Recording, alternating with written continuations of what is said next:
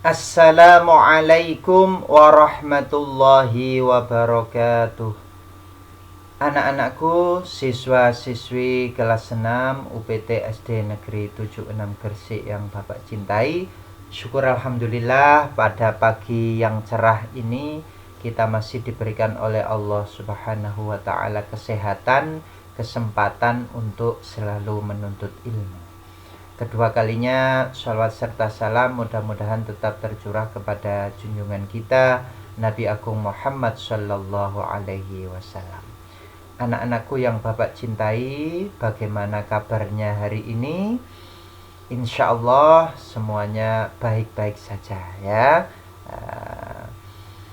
Semakin hari semakin sehat, semakin hari semakin cerdas, semakin hari semakin rajin, dan semakin hari semakin bertambah ilmunya.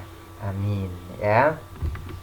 Anak-anakku, pada pagi hari ini kita akan belajar melanjutkan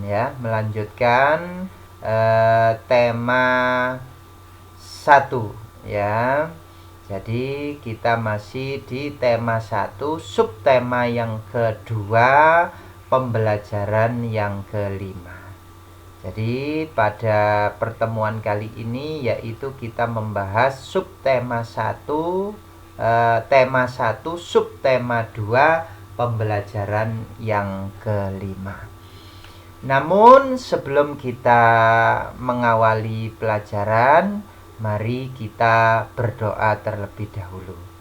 Bismillahirrahmanirrahim. Raditu billahi rabba wa bil islami dina wa bi Muhammadin nabiyya wa rasula. Rabbi zidni ilma warzuqni fahma. Amin ya rabbal alamin.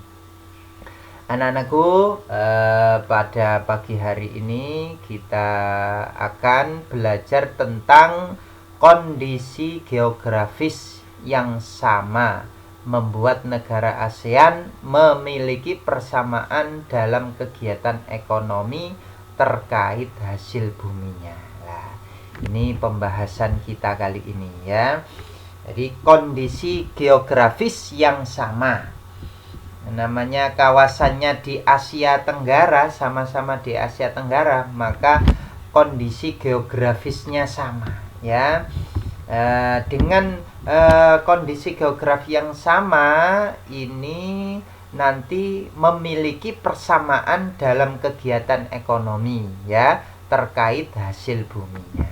Nah, coba kita lihat ya. Nah, di sini ada kegiatan ekonomi negara-negara ASEAN ya. Apa saja itu ya? Nah, ini Indonesia mengekspor hasil bumi ya, mengekspor berarti menjual ke luar negeri ya. Mengekspor hasil bumi seperti timah, tembaga, besi, minyak, gas ya, dan nikel. Selain itu, Indonesia menghasilkan pupuk, tapioka, karet, kopi, kelapa sawit, dan tembakau. Ikan tuna, udang, dan teh juga diekspor ke negara lain. Ini adalah ekspor hasil bumi dari negara Indonesia ya. Negara kita ternyata sangat kaya anak-anak ya. Hasil tambangnya, kemudian hasil pertaniannya ya, perkebunannya, kemudian hasil kelautannya itu sangat kaya negara kita ini ya. Kemudian di Brunei ini negara penghasil minyak mentah ya. Brunei Darussalam terkenal sebagai pengekspor minyak mentah, gas alam, dan produk minyak. Lah, ada kesamaannya kan dengan Indonesia ya. Indonesia juga mengekspor minyak gas ya, sama ya, ada kesamaannya.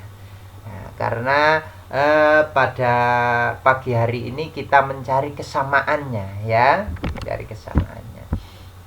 Ini untuk negara Brunei Darussalam ya. Sedangkan di Malaysia ya, di Malaysia Penduduk Malaysia bermata pencaharian dalam bidang pertanian, pertambangan, dan perindustrian. Pertambangannya menghasilkan biji timah terbesar di dunia.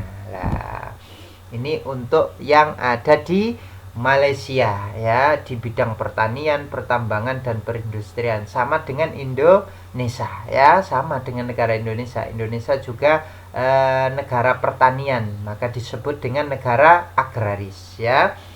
Kemudian di Singapura mengekspor mesin dan alat transportasi, alat elektronik dan barang-barang konsumsi, bahan kimia dan pupuk olahan minyak dihasilkan juga di Singapura. Singapura termasuk negara Asia Tenggara yang berpendapatan paling tinggi. Jadi Singapura ini kaya ya negaranya ya, karena berpendapatan paling tinggi ya. Jadi ini di Singapura ya, di Singapura. Jadi mengekspor mesin, alat-alat transportasi, alat elektronik dan barang-barang konsumsi. Kemudian bahan kimia dan produk olahan minyak. Loh, sama kan ya. Berhubungan dengan minyak juga ya. Kemudian sekarang ke Thailand ya. Mata pencaharian penduduk Thailand adalah pertanian, sama dengan Indonesia ya. Kehutanan ya, Indonesia juga memiliki hutan. Pertambangan sama dengan Indonesia, dan industri sama ya.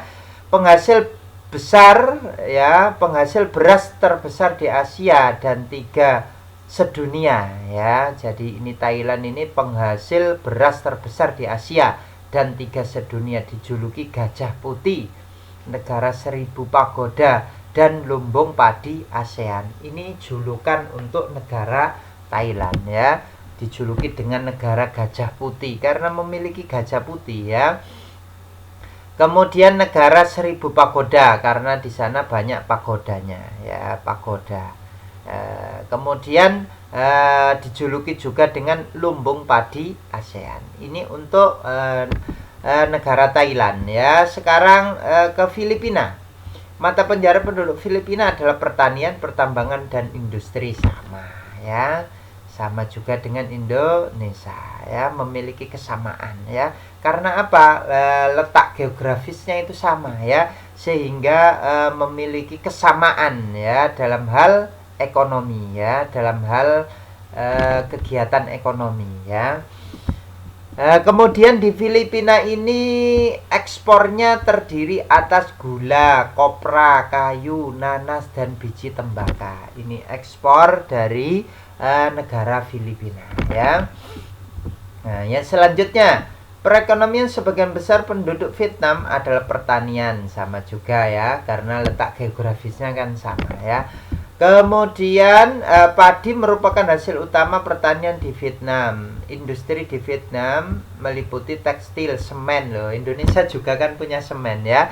Pupuk, kaca, dan ban. Nah, pertambangan di Vietnam menghasilkan emas, sama dengan Indonesia ya. Biji besi, timah, gamping fosfat ya, tungsten, dan seng. Hasil hutannya adalah bambu. Di Indonesia juga banyak bambu ya. Kina, kayu, dan kayu manis ya. Terdapat 2 sungai penting ya, di Vietnam ini terdapat 2 sungai penting, yaitu Sungai Mekong dan Sungai Songka. Nah, maka sebagian besar penduduk Vietnam itu bertani karena di sana ada sungai ya, ada sungai Mekong dan Sungai Songka. Nah, kemudian sekarang kita lanjut ke Kamboja ya. Sebagian besar penduduk Kamboja itu adalah pertanian ya, bertani ya. Ini untuk yang di Kamboja ya, pertanian di Kamboja. Rakyat Laos, ini sekarang kita ke Laos ya. Laos hidup di sektor pertanian yang menghasilkan beras, jagung, tembakau, jeruk, dan kopi. Ini untuk yang di Laos ya, Laos. Sama juga ya, pertanian ya. Komoditas perdagangan Myanmar, sekarang ke Myanmar ya, meliputi kayu, terutama kayu jati, beras, pupuk, dan berbagai barang kerajinan, sama dengan Indonesia ya, pertanian juga ya. Nah, di pembelajaran 1 kamu sudah memilih 2 negara ASEAN dan membandingkannya dalam hal kegiatan ekonomi ya. Nah, jadi Setelah kamu membaca informasi di atas, lengkapilah diagram Venn-mu. Nah, diagram Venn itu seperti ini ya. Jadi kita membandingkan ya. Nah, seperti ini anak-anak ya, ini. Nah, di sini nanti diisi 2 negara ya. Misalkan ini dicontohkan Pak Ilmi ya. Indonesia dengan Brunei Darussalam misalkan ya. Ini yang sini ini yang sama. Yang sama tadi kan sama-sama menghasilkan minyak dan gas, maka ditulis di sini ya, menghasilkan minyak, mengekspor minyak dan gas. Nah, sama ini ya. Jadi yang bersilangan ini ya, di tengah-tengah ini kesamaannya. Kemudian perbedaannya apa di sini diterangkan ya, seperti itu ya. Ini disuruh mengisi diagram Venn ya. Jadi yang sini ini perbedaannya, istilahnya ketidaksamaannya ya. Yang tengah ini sama di bidang apa samanya. Misalkan sama-sama di bidang pertanian, berarti ya ditulis ya di sini ya. Kegiatan ekonominya sama, yaitu di bidang pertanian. Kemudian misalkan yang menonjol di sini ya, yang berbeda misalkan yaitu di bidang pertambangan, satunya tidak ada pertambangan, apa misalkan di bidang kehutanan ya. Nah, seperti itu ya. Ini disuruh melengkapi ya. Nah, anak-anakku sekalian, kita lanjut bahwasannya kemarin kita sudah berbicara tentang patung hewan ya. Di sini kita lihat ya, di sini ternyata patung hewan ini dijadikan hiasan di perkotaan ya. Nah, biasanya seperti ini, ada hewan ini rusa ya. Nah, kemudian di sini ada buah-buahan juga ya. Foto di samping adalah patung di Indramayu. Jadi ini patung yang ada di kota Indramayu ya. Buah mangga merupakan identitas kota tersebut. Jadi biasanya seperti itu. Kalau di Gresik ini sudah dibangun tugu ya, tugu yang di perlimaan itu ya. Itu ada tugu melambangkan karena Gresik itu makanan khasnya adalah pudak. Di situ ada dibuat tugu ya dari ini ya, pohonnya ya yang dibuat pudak itu ya. Nah, sama dengan di Indramayu ini ya. Di sini buah mangga karena merupakan identitas dijadikan patung di sini ya. Begitu pula dengan patung rusa ya. Nah, di sini ada patung rusa ya. Banyak seniman menggunakan benda atau makhluk hidup di sekitar sebagai inspirasi mereka ya. Patung apa yang kamu buat? Nah, kemarin kita sudah membuat ya, patung dari plastisin ya. Pada pembelajaran 2 kamu sudah menentukan model patungmu. Lanjutkan kreasimu sampai selesai ya. Nih, jadi patung. Di Boyolali juga begitu, ada patung sapi ya.